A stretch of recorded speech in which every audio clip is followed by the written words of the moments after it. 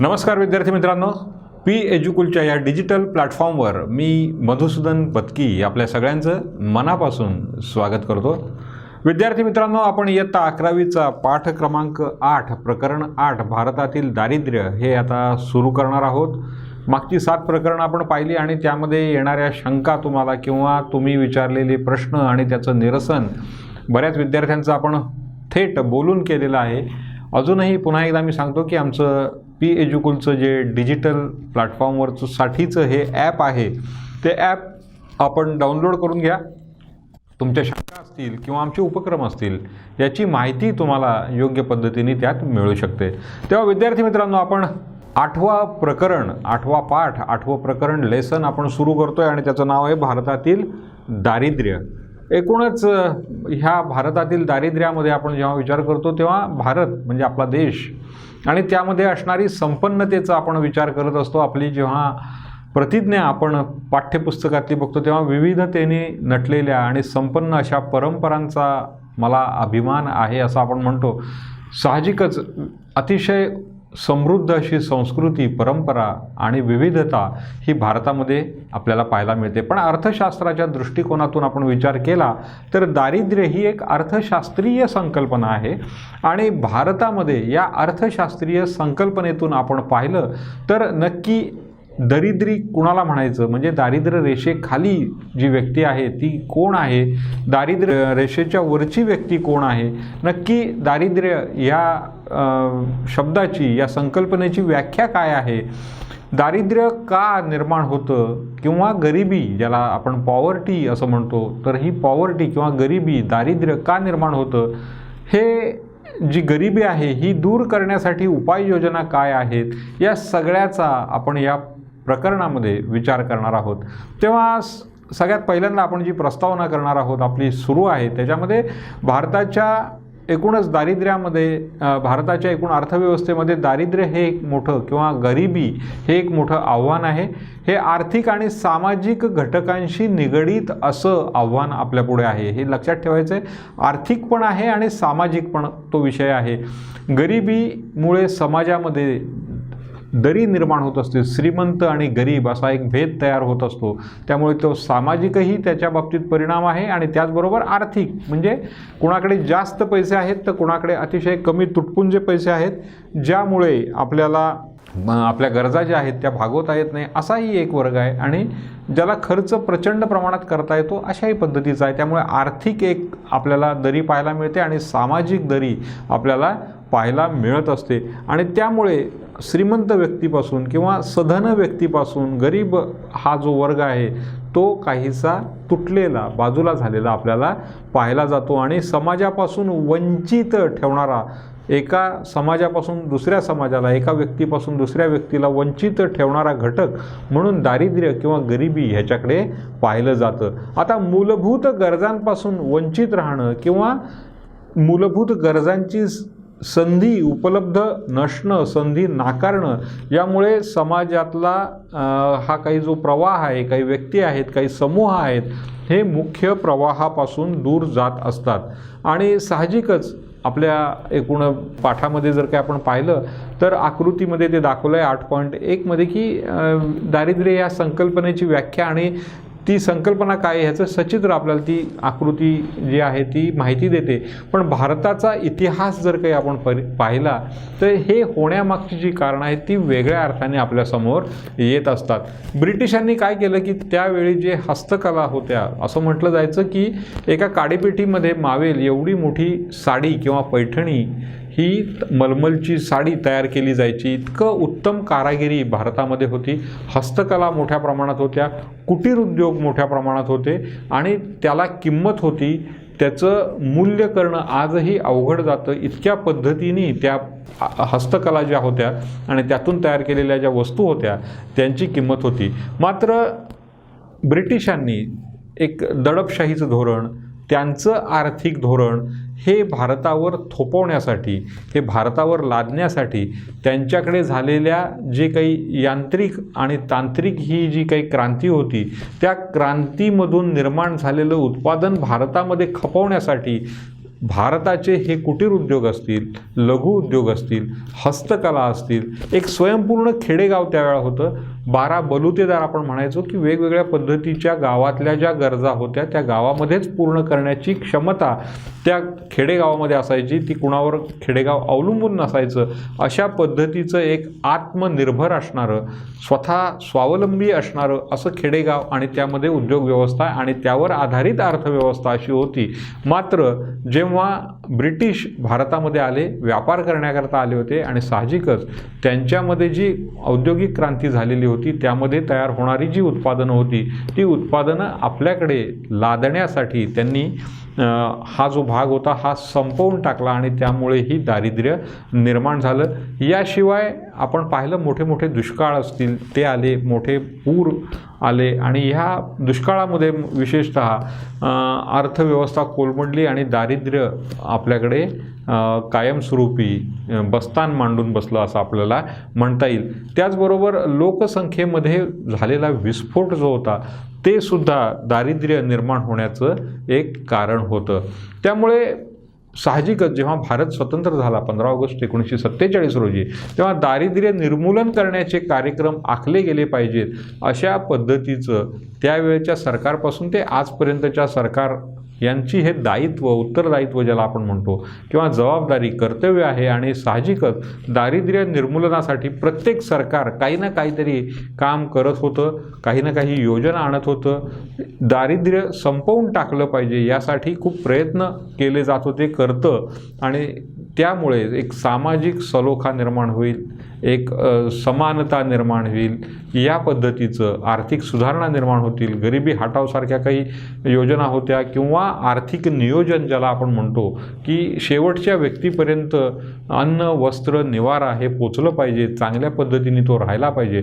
तर ह्या पद्धतीने दारिद्र्य कमी करण्याकरता प्रयत्न केले गेले. आता दारिद्र्याची व्याख्या, दारिद्र्याचा अर्थ काय, तर आपण पाहू शकतो की पारंपरिक पद्धतीनुसार आपण दरिद्री कुणाला म्हणतो की समाजातली अशी व्यक्ती आहे की जिला पुरेशा उत्पन्नाच्या अभावी आपल्या प्राथमिक गरजा पण ज्या व्यक्तीला पूर्ण करता येत नाहीत, म्हणजे अन्न, वस्त्र आणि निवारा पूर्ण करू शकत नाही, अशा स्थितीला आपण दारिद्र्य असं म्हणतो किंवा गरिबी असं म्हणतो. आता ही गरिबी जी आहे, हे दारिद्र्य जे आहे ते बहुआयामी आहे. त्याची पारंपरिक संकल्पना केवळ मूलभूत गरजांशी निगडीत होती. मात्र आता आधुनिक युगामध्ये दारिद्र्याच्या संकल्पनेची जी व्याप्ती आहे ती वाढलेली आहे आणि त्यातून बहुआयामी दारिद्र्य ही संकल्पना आपल्याला पाहायला मिळते. म्हणजे अन्न, वस्त्र, निवारा नाही आहे त्या व्यक्तीला आपण पूर्वी गरीब म्हणायचो किंवा दरिद्री म्हणायचो. आता बहुआयामी दारिद्र्य ही एक संकल्पना समोर आलेली आहे आणि यामध्ये भौतिक आणि अभौतिक परिणामांपासून जी व्यक्ती वंचित राहते तिला आपण गरीब किंवा दरिद्री असं म्हणतो. आता भौतिक परिणाम म्हणजे काय, तर अन्न, वस्त्र, निवारा, आरोग्य, शिक्षण, पिण्याचं पाणी, रस्ते असतील, अशा पद्धतीच्या मूलभूत सोयीसुविधा यांच्यापासून वंचित आहे जो, त्याला आपण गरीब असं म्हणतो. त्याचबरोबर अभौतिक परिणामांचा संबंध पण समाजाशी येत असतो. आता हे अभौतिक परिणामांमध्ये सुद्धा आपल्याला समाजामध्ये जे भेदाभेद तयार होतात, गरीब, श्रीमंत, उच्च, नीच अशा पद्धतीचं वगैरे, म्हणजे आर्थिक दृष्टिकोनातून त्या सगळ्या गोष्टीला आपण अभौतिक परिणाम असं म्हणतो. आणि त्याच्याशी सुद्धा म्हणजे समाजातल्या एकूण जे काही घटक आहेत त्यांच्याशी सुद्धा भेदाभेद आपल्याला झालेला पाहायला मिळतो. आणि अशा पद्धतीने कमी ज्यांचे परिणाम आहेत किंवा सामाजिकदृष्ट्या जे कमतरतेमध्ये आहेत अशा व्यक्तींना पण आपण गरीब आता म्हणायला लागलो आहोत. म्हणजेच याला बहुआयामी दारिद्र्य असं म्हणतो. म्हणजे जे भौतिक आणि अभौतिक अशा दोन्ही परिणामांवर आहे. भौतिक म्हणजे दिसणाऱ्या गोष्टी आहेत, अभौतिक म्हणजे दिसत नाहीत पण जाणवत राहतात अशा गोष्टी आहेत ज्या सामाजिक आहेत.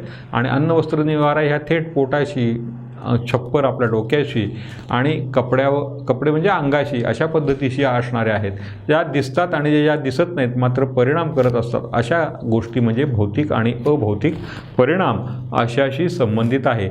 आता आपण जर काही पाहिलं की दारिद्र्याची जी संकल्पना आहे भारतामध्ये निरपेक्ष दारिद्र्य आणि सापेक्ष दारिद्र्य अशा दोन प्रमुख संकल्पना आपण पाहतो.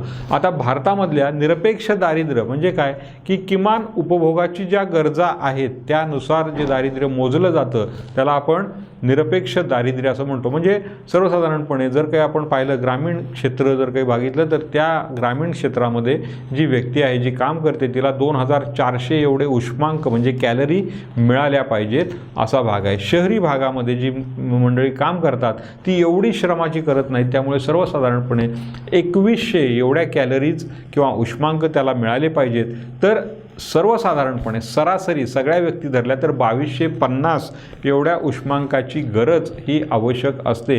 आणि किमान उत्पन्नाच्या अभावामुळे जर काही 2250 किंवा 2250 एवढ्या उष्मांकाची गरज तो प्राप्त करू शकत नसेल तर त्याला आपण निरपेक्ष दारिद्र्य असं म्हणत असतो. बहुतांश जर काही आपण विचार केला तर दारिद्र्य जगामध्ये किंवा ज्यांचा व्हायचा आहे, विकसित व्हायचं आहे अशा देशांमध्ये हे दारिद्र्य आपल्याला पाहायला मिळतं. आणि ह्या दारिद्र्याचं वेगवेगळ्या उपाययोजना केल्या तर निर्मूलन होऊ शकतं. आता आपण सापेक्ष जर काही दारिद्र्य म्हटलं तर निरपेक्ष आपण दारिद्र्य आत्ता बघितलं. सापेक्ष दारिद्र्य म्हणजे तुलनात्मक, म्हणजे भारताच्या तुलनेमध्ये अमुक अमुक देश हा गरीब आहे, अमुक अमुक हा देश श्रीमंत आहे, त्यांचं उपभोग जास्त आहे, त्यांच्याकडे असणारी साधन संपत्ती, उपलब्ध असणाऱ्या सेवा सुविधा या जास्त आहेत, असा जर काही आपण विचार करायला लागलो तर त्याला आपण सापेक्ष दारिद्र्य असं म्हणतो. पेक्षा म्हणजे त्याचं आपण कंपॅरिझन, तुलना करतो आणि त्यामुळे सापेक्ष पद्धतीचं दारिद्र्य आहे नाही हे आपल्याला कळत राहतं. तर एक सांगायचा विषय असा की निरपेक्ष दारिद्र्य आपण विचार केला, सापेक्ष दारिद्र्य याचा आपण विचार केला. आता आपण दारिद्र्य रेषा नावाचा एक, बऱ्याच वेळा आपल्याला BPL हा शब्द ऐकू येत असेल आणि APL हा शब्द आपल्याला ऐकू येत असतो. दारिद्र्य रेषेखालच्या मंडळींसाठी अमुक तमुक अशी योजना आहे असं बऱ्याच वेळा सरकारकडून आपल्याला सांगितलं जातं. म्हणजे ही दारिद्र्य रेषा नेमकी आहे काय, दारिद्र्य रेषा कशाला म्हणायचं, तर दारिद्र्य रेषा ही एक काल्पनिक रेषा आहे जी गरीब आणि गरिबेतर ह्यांच्यामध्ये वर्गीकरण करतो. म्हणजे गरीब आहेत आणि गरीब नाहीत याच्यामध्ये असणारी जी रेषा आहे, या रेघेच्या खाली गरीब आहेत आणि ह्या रेघेच्या वर आहेत ते श्रीमंत आहेत किंवा गरीब नाही आहेत, अशा पद्धतीचं वर्गीकरण करणारी जी रेषा आहे, भेद स्पष्ट करणारी जी रेषा आहे, गरीब आणि गरीब नसणं याच्यामध्ये भेद करणारी, स्पष्ट करणारी रेषा आहे, त्याला आपण काय म्हणतो, दारिद्र्य रेषा असं म्हणत असतो. ती व्यक्तीच्या दैनंदिन खर्चाशी आपण निगडित केलेली आहे. कशावरनं मोजायचं दारिद्र्य, दारिद्र्य रेषेच्या खाली आहे किंवा वर आहे हे कसं मोजणार तुम्ही, तर एक त्याचा दैनंदिन खर्च तो किती करतो, एखादी व्यक्ती आपला दैनंदिन खर्च कशाकरता किती करते ह्याच्यावर ती गोष्ट निगडित असते. वेगवेगळ्या समित्या असतील, वेगवेगळे अभ्यास गट यांनी या पद्धतीची एक संकल्पना स्पष्ट केलेली आहे. नीती आयोग जो आहे तो दारिद्र्य निर्मूलनासाठी सेंट्रल गव्हर्नमेंटचा आहे, म्हणजेच केंद्र सरकारचा नीती आयोग नावाचा एक आयोग आहे ज्याच्यामध्ये आर्थिक आणि एकूणच सामाजिक दृष्टिकोनातून बरेच निर्णय घेतले जातात. तर याचे पंतप्रधान हे अध्यक्ष असतात आणि नीती आयोगाने दारिद्र्य निर्मूलनासाठी नेमलेल्या वेगवेगळ्या कार्य करणारे जे गट आहेत यांनी काही व्याख्या केल्यात की दारिद्र्य रेषा याची व्याख्या नक्की काय, तर सामाजिक दृष्ट्या मूलभूत गरजा भागवण्यासाठी लागणाऱ्या वस्तू असतील आणि सेवा असेल ही खरेदी करण्याकरता जो खर्च येतो त्या प्रारंभिक खर्चाच्या पातळीला दारिद्र्य रेषा असं म्हणतात. म्हणजे काय, सामाजिकदृष्ट्या मूलभूत गरजा भागवण्यासाठी, मूलभूत ज्या गरजा आहेत अन्न वस्त्र निवारा, याचबरोबर आपण आता लाईट पाणी मोबाईलसारखी गरज अतिशय महत्त्वाची आहे, तेव्हा सामाजिकदृष्ट्या मूलभूत गरजा भागवण्यासाठी लागणाऱ्या वस्तू आणि सेवा, आपण वस्तू घेत असतो आणि वीज पाणी फोन ह्या सेवा घेत असतो, अन्न धान्य हे वस्तूमध्ये येतं, तर वस्तू आणि सेवांची खरेदी करण्यासाठी जो खर्च येतो त्या प्रारंभिक खर्चाच्या पातळीला दारिद्र्य रेषा असं म्हणतात. म्हणजे किती प्रमाणामध्ये तुम्ही ते उपलब्ध करतात, किती उत्पन्नामध्ये, त्याच्यावर दारिद्र्य रेषेचं मापन ठरवलं जातं. आता दारिद्र्य रेषेचे काही उद्देश आहेत, तर दारिद्र्य रेषेचे उद्देश काय आहेत, तर दारिद्र्य रेषा जी आहे ती दारिद्र्य रेषेच्या खालचे आणि वरचे असे समाजामध्ये असणारी जी मंडळी आहेत ती ठरवण्याकरता आखली जाते, हा पहिला उद्देश आहे. म्हणजे कुठला जनसमुदाय हा APL आणि कुठला जनसमुदाय हे BPL म्हणजे अबव पॉवर्टी लाईन आणि बिलो पॉवर्टी लाईन असं ज्याला म्हणतो आपण, दारिद्र्य रेषेखाली below poverty line, above poverty line म्हणजे दारिद्र्य रेषेच्या वर कुठला कुठला समाजाचा घटक आहे, ही लोकसंख्या आहे हे ठरवण्याकरता दारिद्र्य रेषा आखणं हा प्रमुख उद्देश असतो. कुटुंबाचा उपभोग खर्चावरून त्यांची दारिद्र्याची जी काही ओळख आहे ती पटवण्यासाठी दारिद्र्य रेषेचा उपयोग होत असतो. वेळोवेळी दारिद्र्य रेषेचा मागोवा घेऊन त्या प्रदेशाची तुलनात्मकदृष्ट्या अभ्यास करण्यासाठी, योजना आणण्यासाठी दारिद्र्य रेषेचा उपयोग होत असतो. दारिद्र्य निर्मूलनाचे जे कार्यक्रम आहेत त्याच्यासाठी जो आवश्यक असणारा खर्च आहे त्याचा एक अंदाज तयार करणं आणि त्यानुसार तिथे मदत करणं यासाठी पण आपल्याला लक्षात येतं की दारिद्र्य रेषा ही महत्त्वाची किंवा त्याचा उद्देश असतो. दारिद्र्य रेषा ही प्रत्येक राष्ट्राच्या नुसार बदलत असते. जागतिक बँकेच्या अहवाल त्यांनी जो सादर केला तर त्याच्यानुसार दरवर्षी जो अहवाल होतो किंवा तिमाही, 6 वार्षिक, पंचवार्षिक यानुसार दारिद्र्य रेषेचा आपल्याला माहिती मिळत असते. त्यामुळे दारिद्र्य रेषेचे उद्देश जे आहेत ते एकूणच दारिद्र्य किती आहे आणि त्याचं निर्मूलन कसं करायचं तर या अनुषंगाने केलं जातं. विद्यार्थी मित्रांनो, आता आपण पुढच्या टप्प्याकडे जाणार आहोत आणि तो टप्पा आहे दारिद्र्याचे प्रकार. ह्या गरिबीचे 2 प्रकार आहेत. एक आहे ती ग्रामीण भागामधलं दारिद्र्य किंवा ग्रामीण भागामधली गरिबी. आता ग्रामीण भागातलं दारिद्र्य ह्याच्यावर तुमच्या लक्षात येईल की पहिला प्रकार जो आहे तो ग्रामीण भागाशी निगडित आहे. ग्रामीण भागामधल्या विशिष्ट क्षेत्रामध्ये ज्या लोकांना त्यांच्या मूलभूत गरजांपासून वंचित राहावं लागतं त्याला आपण ग्रामीण दारिद्र्य असं म्हणत असतो. म्हणजे ग्रामीण भागातली जी मंडळी मूलभूत सेवा सुविधांपासून, गरजांपासून त्या मिळत नाहीत, त्यांना पूर्ण करता येत नाही, अशापासून वंचित आहेत, त्याला ग्रामीण दारिद्र्य असं म्हणतात. आता हे जे दारिद्र्य आहे ते सीमांत शेतकरी असेल, अल्पभूधारक असेल, शेतमजूर असेल, भूमिहीन असेल, बारीक सारीक कंत्राटी कामं करणारे मजूर असतील किंवा छोटे छोटे उद्योग करणारे, व्यवसाय करणारी मंडळी असतील, वेगवेगळ्या पद्धतीचे व्यवसाय करणारे, म्हणजे शेतीमध्ये व्यवसाय करताय, कुठे बँड वाजवत आहेत, कधीतरी दुसरीकडे दुसऱ्या शेतावर राबायला जातात, कधीतरी स्वतःची एखादी गुंठा 2-5 गुंठे जमीन आहेत तिथे काहीतरी करतायत, अशी मंडळी जी आहेत ती ग्रामीण भागामध्ये मोठ्या प्रमाणात दिसतात आणि त्यांना पुरेसं एक ठराविक पद्धतीने पैसे त्यांना मिळत नाही, तर दररोज उठून कमवायचं तर खायला मिळतं अशा पद्धतीची परिस्थिती असते. अशी जी मंडळी आहेत ती आपल्याला ग्रामीण भागामध्ये दिसतात आणि त्यांची आर्थिक परिस्थिती आहे ती गरिबीची किंवा बिलो पॉवर्टी लाईन, दारिद्र्य रेषेच्या खालची आहे असं आपल्याला पाहायला मिळतं. शेतीमध्ये उत्पन्न कमी असतं, म्हणजे एखाद्याकडे 1, 2, 5, 10 गुंठे जमीन आहेत पण त्याच्यामध्ये उत्पन्न खूप कमी येतं, त्याच्यात दुरुस्त्या करता येत नाही, कर्जबाजारी असतो तो, कर्ज मिळत नाही, चांगलं बियाणं मिळत नाही, मिळालं तर दुष्काळ येतो आणि मग अशा पद्धतीचा किंवा खूप पाऊस येतो आणि ते पीक वाहून जातं किंवा पायाभूत सुविधा चांगल्या नसतात, पर्यायी रोजगार त्याला मिळत नाही, ग्रामीण कर्ज बाजार म्हणजे जसं म्हणलं की कर्ज खूप असतं, परत नवीन कर्ज त्याला मिळवू शकत नाही, साक्षर नसतात ही मंडळी, निरक्षर असतात आणि त्यामुळे आपली शेती कोणाला तरी गहाण देऊन टाकायची, कर्ज काढायचं त्याच्यावरती निघून जाते, मग काहीच हातात राहत नाही. अशा प्रकारची परिस्थिती आपल्याला ग्रामीण भागामध्ये पाहायला मिळते आणि तिथे ग्रामीण दारिद्र्य किंवा ग्रामीण भागातली गरिबी ही आपल्याला पाहायला मिळते. आता दुसरा जो प्रकार आहे तो शहरी दारिद्र्य म्हणून ज्याच्यामध्ये आपल्याला म्हणता येतं. शहरी दारिद्र्य याच्यामध्ये पण तुम्हाला पहिलं टायटलमध्येच कळलं की शहरी दारिद्र्य, शहरामध्ये जे दारिद्र्य आपल्याला पाहायला मिळतं त्याला आपण शहरी दारिद्र्य असं म्हणत असतो. आता या क्षेत्रामध्ये जी लोकसंख्या आहे त्यांना पण मूलभूत ज्या गरजा आहेत त्यांची कमतरता असते आणि त्या भागातल्या लोकांना आपण शहरामधले गरीब मंडळी, गरीब लोक किंवा शहरी दारिद्र्य असं आपण म्हणतो. शहरी दारिद्र्य मोठ्या प्रमाणात ग्रामीण भागांमधनं लोक जी येतात, स्थलांतरित होतात किंवा न परवडणारी घरं असतात, मंदी असते, त्यामुळे औद्योगिकरण ठप्प झालेलं असतं, उद्योग व्यवसाय थांबलेले असतात, मजुरी काढून म्हणजे जादा मजूर आहेत म्हणून ते काढून टाकले जाते आणि त्यामुळे पायाभूत सुविधा मिळत नाहीत, त्यांना ज्या महत्त्वाच्या गरजा त्यांच्या आहेत त्या पूर्ण करता येत नाही आणि अशा पद्धतीने आपल्याला शहरामधलं दारिद्र्य पाहायला मिळतं. दुसरा प्रकार हा आपल्याला अशा पद्धतीने पाहायला मिळतो. शहरी भागामध्ये दारिद्र्याचा विस्तार लोकसंख्येमधल्या लोकसंख्या जशी जशी वाढत जाईल तशी शहरी भागामध्येही आपल्याला, कारण तिथे त्या मानाने आरोग्याच्या वगैरे सोयी असतात, त्यामुळे लोकसंख्या मोठ्या प्रमाणात वाढत जाते आणि दारिद्र्याचं पण मोठ्या प्रमाणामध्ये वाढ झालेली पाहायला आपल्याला मिळते. एकूण काय आहे की दारिद्र्याचा विस्तार एकूण लोकसंख्येच्या दारिद्र्याचं प्रमाण हे जे आहे ते दारिद्र्याच्या गुणोत्तराने मोजलं जातं आणि त्यावरून आपल्याला दारिद्र्याचा विस्तार निश्चित करता येतो. आता भारतामध्ये ह्या विस्ताराचा अभ्यास करण्यासाठी वैयक्तिक स्तरावर शास्त्रज्ञांनी, अर्थशास्त्रज्ञ आहेत, त्यांनी संशोधन करणाऱ्या ज्या संस्था आहेत, ज्या NGOज म्हणतो अशा आहेत, सरकारच्या काही संस्था आहेत, यांनी योगदान दिलेलं आहे.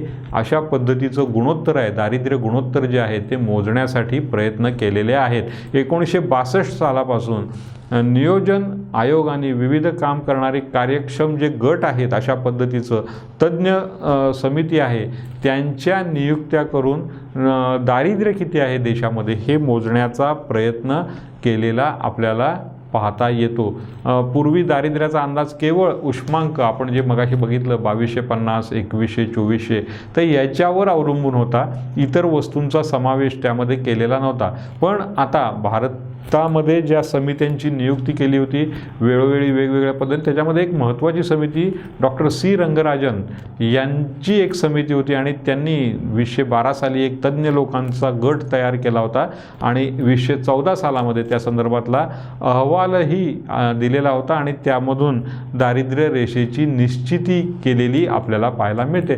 तेव्हा आपण एकूणच हा सगळा जर काही आपण भाग बघितला तर दारिद्र्य रेषा म्हणजे काय हे लक्षात येईल. तुमच्या सर्वसाधारणपणे ज्या आपल्या मूलभूत गरजा ज्या आहेत, अन्न वस्त्र निवाऱ्यासारख्या गरजा आहेत, त्या पण पूर्ण करता येत नाहीत ज्यांना, तर ते दारिद्र्य रेषेच्या खाली आहे असं आपल्याला म्हणता येतं. तेव्हा विद्यार्थी मित्रांनो इथं थांबणार आहे. मात्र दारिद्र्य रेषेची कारणं काय आहेत या संदर्भातला व्हिडिओ आपण पुढच्या भागामध्ये याची कारणं काय आहेत ती पाहणार आहोत, पुढच्या व्हिडिओमध्ये पाहणार आहोत. मी इथे थांबणार आहे. मात्र थांबण्यापूर्वी मी पुन्हा एकदा सांगतो की आपली तब्येत व्यवस्थित ठेवायची आहे, भरपूर अभ्यास करायचा आहे आणि आमच्याशी संवाद साधायचा आहे. हा संवाद तुम्ही साधला तर नक्कीच तुमच्या ज्या शंका आहेत या पाठामध्ये, जर काही तुम्हाला काही शंका आल्या तर त्या शंका तुम्हाला दूर करता येतील. तेव्हा विद्यार्थी मित्रांनो आपण इथं थांबूया. भेटूया आपण दारिद्र्याची कारणं काय आहेत हे पाहण्यासाठी पुढच्या व्हिडिओमध्ये.